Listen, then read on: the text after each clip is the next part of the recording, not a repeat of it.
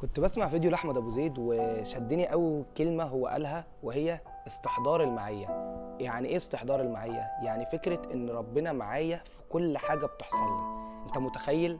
أنت مش معاك أبوك أو أمك أو أخوك أو حد من عيلتك، حد شديد. أنت لما بتكون رايح في انترفيو وليك حد جوه في الشركة فأنت بتكون مطمن شوية، ما بالك بقى بربنا؟ هو معاك في أي حاجة أنت بتحصل لك فربنا معاك. وهنا معنى كلمة استحضار المعية، ان ربنا معايا في اي حاجة، فاي حاجة بتحصل لي فهي خير، لان رب الخير لا يأتي الا بالخير.